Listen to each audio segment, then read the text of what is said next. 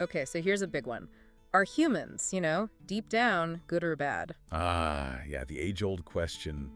It's something we all wrestle with, I think. Totally. It crops up everywhere, doesn't it? Yeah. Philosophy, religion, even just figuring out why people do the things they do. Exactly, and that's our focus for this deep dive. We're looking at a piece from Patheos by Dorian Cole. Right. It's called Are We Rotten to the Core or Saints?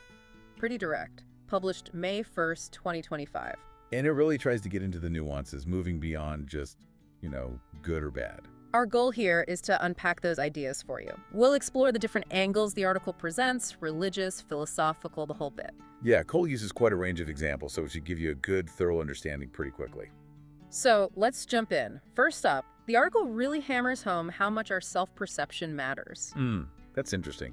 The idea that how we think about ourselves actually influences how we act. Uh-huh. It suggests this sort of cycle, see yourself as bad, maybe you lean into that, see yourself as good. You might strive to live up to it. Makes sense. But it also highlights how toxic a negative self-image can be. It doesn't just hurt you, it can warp how you see everyone else too. Right. Which then leads to this question the author raises.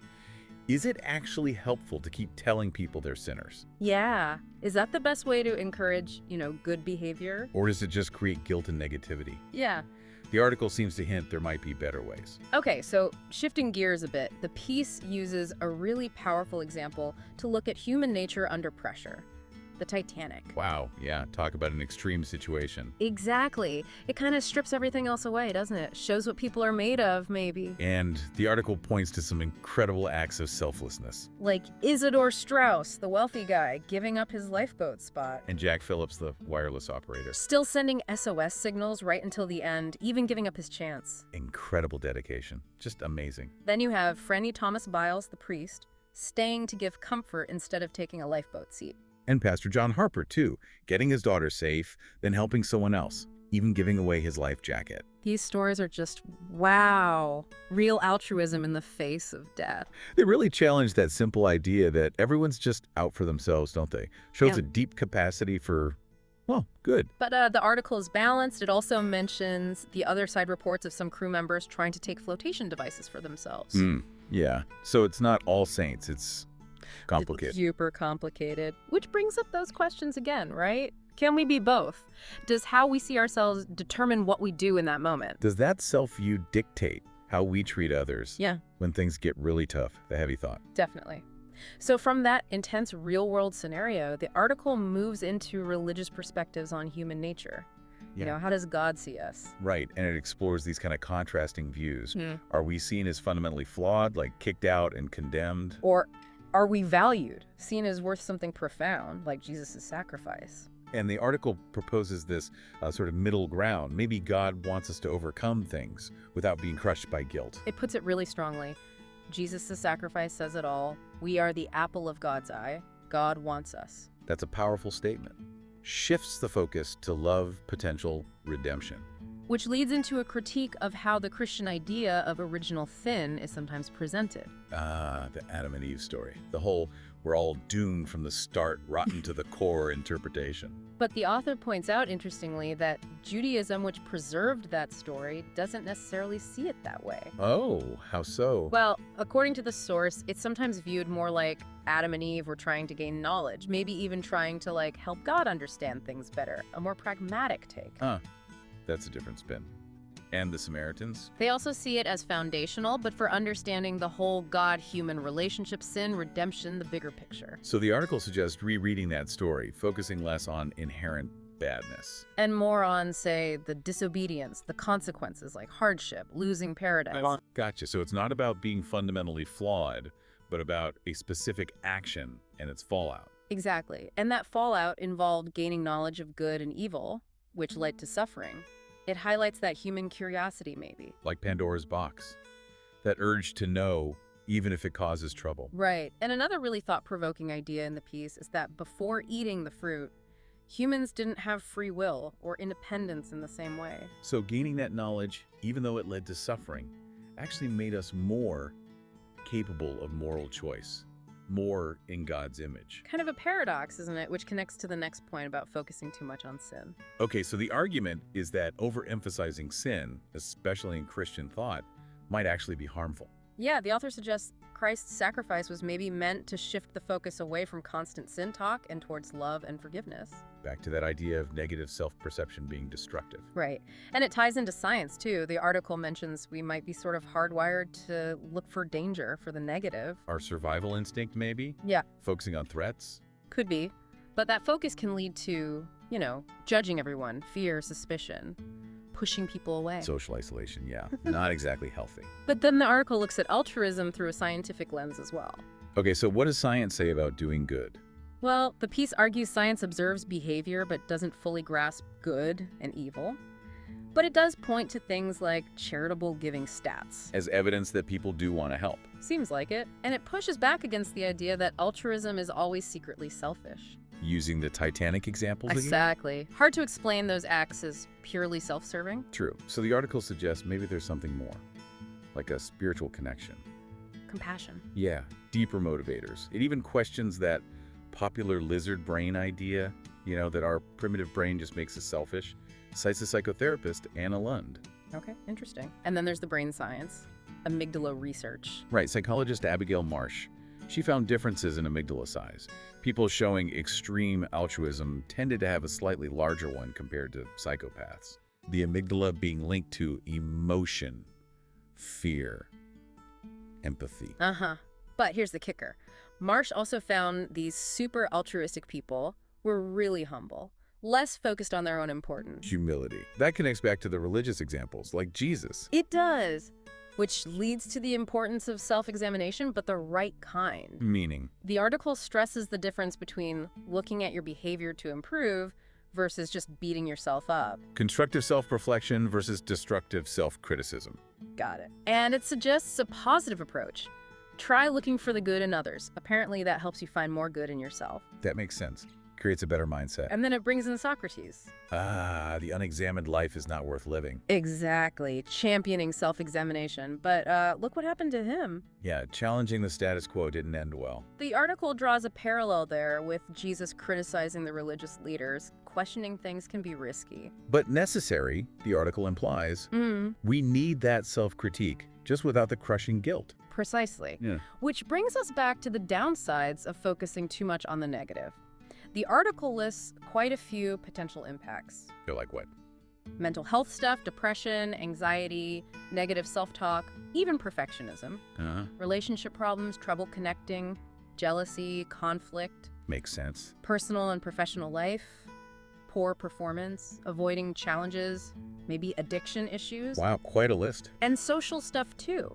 Isolation, bullying, aggression, even self-harm. It really paints a picture of how damaging that negative focus can be. And reinforces that point about telling people they're sinful, having bad consequences. Right. It even quotes Matthew 7.3, why do you look at the speck in your brother's eye?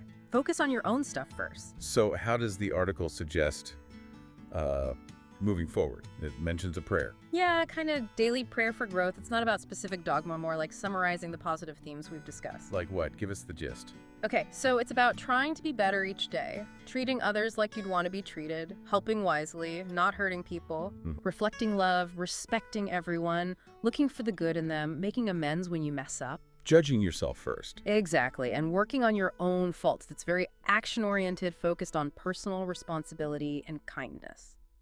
So pulling it all together in the conclusion, what's the main message? That human nature is messy, basically. We have self-preservation instincts, sure, but also this genuine capacity for compassion. It's complex. Not just one or the other. Right, and it circles back to Jesus' teaching. Treat others as you treat yourself, which, importantly, means self-care matters too. You need to value yourself to value others properly. That's a key nuance. Then it draws this really clear contrast, the path of condemnation, which is destructive. Versus the path of showing people their potential, drawing them in with love. Using Jesus again as the prime example, offering forgiveness, not judgment, welcoming those labeled sinners. Yeah, that inclusivity is central. And the warning against self-righteousness, like the criticism of the Pharisees. The core idea seems to be, if you're busy showing love and working on yourself, you don't really have time to condemn others. Focus on building up, not tearing down. Exactly. And there's that quote, with hate, we have more to lose than gain, break the cycle. powerful stuff. It really is. And what were those final concepts? Probability, potential. Yeah, probability space and potential space. Interesting ways to think about creating change. So probability space is like setting up situations where good things are more likely to happen, fostering understanding. Kind of, yeah. Creating the conditions for compassion. And potential space is about what could open up, what new positive realities might emerge. If we shifted from judgment to encouragement. That's the idea. Thinking creatively about fostering love. Okay, so recapping this deep dive on Dorian Cole's piece. Human nature is complex, not simply good or bad. Right. It's shaped by self-perception, messages we get, our choices. The big push is away from condemnation. Towards self-examination, humility, showing love, understanding. Which leaves us, and you listening, with a final thought to chew on, building on those space ideas. What probability spaces can you maybe intentionally create in your life, your community? Spaces that nurture understanding, maybe compassion. And thinking bigger. What potential spaces, what new possibilities might open up if we all, collectively, shifted our energy from judging to encouraging each other? It's definitely something to reflect on how all these perspectives fit with your own view of yourself and others. Absolutely. And if you want to explore more diverse takes on spirituality and religion, the Patheos platform where this article came from is worth checking out.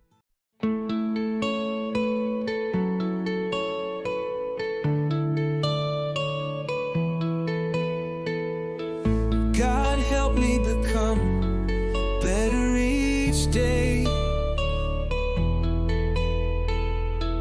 Treat others as myself in the very same way. Help me see needs and help if I can. Help me know when help is only a scam. Help me not tread on the hearts of others, because I can't see the pain in my brothers. In this way may I, God's love, reflect, that others may then God's love detect.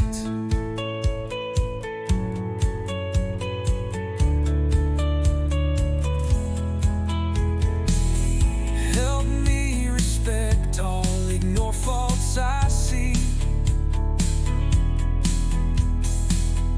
Find good in others like I see in me. Help me make right with any I've hurt. Judge myself first, not others as dirt. Help me see my faults and eliminate them, knowing you forgive while becoming a gem. In this way may I, God's love, reflect, so others may then God's love detect.